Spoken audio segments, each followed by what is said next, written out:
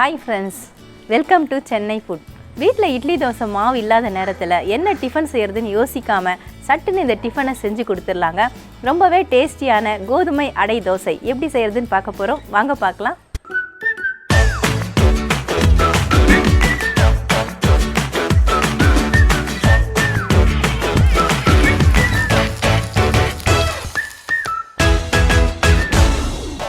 கோதுமை அடை தோசை செய்யறதுக்காக ஒரு மிக்சிங் பவுல் எடுத்துக்கோங்க.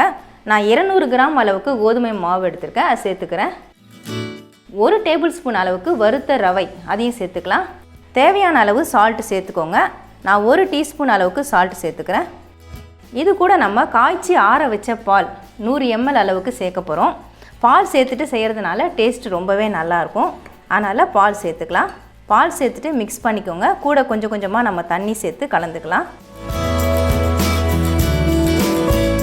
கொஞ்சம் கொஞ்சமாக தண்ணி சேர்த்து மாவு இந்த திக்னஸ் இருக்கிற மாதிரி கரைச்சி எடுத்துக்கோங்க. கிட்டத்தட்ட இது தோசை மாவு பதத்துக்கு தான் நம்ம கரைச்சிருக்கிறோம். இந்த மாதிரி கரைச்சிட்டு இதை நம்ம 10 நிமிஷம் ஊற விட போகிறோம். நான் மூடி போட்டு விட்டுறேன். மாவு ஊறுறதுக்கு 10 நிமிஷம் ஆகுங்க. அதுக்குள்ளே நம்ம வதக்க வேண்டியதெல்லாம் வதக்கி எடுத்துக்கலாம். கடாயை சூடுபடுத்திக்கோங்க. நான் 1 டேபிள் ஸ்பூன் அளவுக்கு ஆயில் சேர்த்து விட்டுக்கிறேன். 1/2 டீஸ்பூன் உளுத்தம்பருப்பு, 1/2 டீஸ்பூன் சீரகம். உளுந்து சீரகம் பொரியட்டும். 1/4 டீஸ்பூன் பெருங்காயத்தூள் சேர்த்துக்கலாம். ஒரு பச்சை மிளகாயை நான் பொடியாக நறுக்கி வச்சுருக்கேன், அதை சேர்த்துக்கிறேன். ஒரு மீடியம் சைஸ் வெங்காயத்தை பொடிசாக நறுக்கி வச்சுருக்கேன், அதையும் சேர்த்துக்கிறேன். வெங்காயம் இப்போ ஓரளவுக்கு வதங்கிடுச்சுங்க. இப்போ நம்ம துருவின தேங்காய் சேர்த்து விட்டுக்கலாம். நான் 3 டேபிள் ஸ்பூன் அளவுக்கு துருவின தேங்காய் எடுத்துருக்கேன், அதை சேர்த்துக்கிறேன். தேங்காய் சேர்த்து செய்யும் பொழுது டேஸ்ட் ரொம்பவே நல்லாயிருக்கும். கண்டிப்பாக தேங்காய் சேர்த்துக்கோங்க. தேங்காய் சேர்த்துட்டு ரொம்ப வதக்கணும்னு அவசியம் இல்லை. ஒரு 1 நிமிஷம் போல் மீடியம் ஃப்ளேமில் வச்சுட்டு வதக்கிக்கோங்க. இப்போ தேங்காய் நல்லாவே வதங்கிடுச்சுங்க. நான் ஸ்டவ் ஆஃப் பண்ணிக்கிறேன். மாவு ஊற விட்டு 10 நிமிஷம் ஆயிடுச்சுங்க. நான் மூடியை ஓப்பன் பண்ணிடுறேன். நம்ம வதக்கி வச்ச வெங்காயத்தை நம்ம இதில் சேர்த்துக்க போகிறோம். கூடவே கொஞ்சமாக கொத்தமல்லி தழை அதையும் சேர்த்துக்கலாம். சேர்த்துட்டு ஒரு முறை நல்லா கலந்து விட்டுக்கலாம். நம்ம கரைச்சி வச்சதை விட இப்போ கொஞ்சம் திக்காகவே இருக்குது பாருங்கள். ரொம்ப திக்காக இருந்துச்சுன்னா நம்ம கொஞ்சமாக தண்ணி சேர்த்துக்கலாம். அதுக்காக ரொம்ப தண்ணியாகவும் ஆகிடக்கூடாது.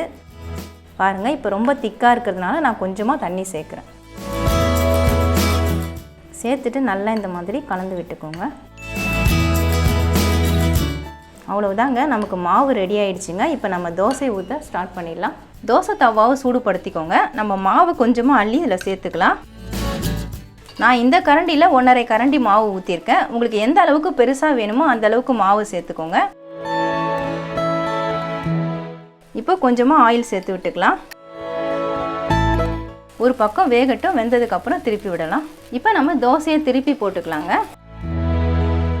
பாருங்கள், நல்ல கோல்டன் கலரில் வந்திருக்கு. இன்னும் நல்லா கலர் வேணும்னா நீங்கள் கொஞ்சம் நேரம் விட்டுட்டு கூட நீங்கள் எடுத்துக்கலாம். நல்லா ஹை ஃப்ளேமில் வச்சு இந்த தோசையை நம்ம சுடலாம். திருப்பி விட்டுட்டு பாருங்கள், இந்த சைடும் நல்லாவே வெந்துருச்சு. இப்போ நமக்கு அடை தோசை ரெடி ஆயிடுச்சு. நம்ம பிளேட்டுக்கு மாற்றிக்கலாம். அவ்வளவுதாங்க, ரொம்பவே சூப்பரான கோதுமை அடை தோசை நம்ம ரெடி பண்ணிட்டோம். இட்லி தோசை மாவு இல்லாத நேரங்களில் சட்டுன்னு இதை நம்ம மார்னிங் பிரேக்ஃபாஸ்ட்டுக்கு நைட்டு டின்னருக்கெல்லாம் செஞ்சு கொடுத்துர்லாங்க. என்ன டிஃபன் செய்யறதுன்னு யோசிச்சுட்டு உட்காராமல் ரொம்ப ஈஸியாக இதை நம்ம ரெடி பண்ணி கொடுக்கலாம். ரொம்ப ரொம்ப டேஸ்டியாக இருக்கும். கண்டிப்பாக ட்ரை பண்ணி பாருங்கள்.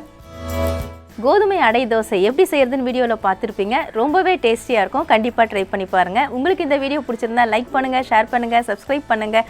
பக்கத்தில் இருக்க பெல் ஐக்கானை கிளிக் பண்ணிக்கோங்க. அதில் ஆல்னு ஒரு ஆப்ஷன் காட்டும், அதையும் கிளிக் பண்ணிக்கோங்க. நன்றி, வணக்கம்.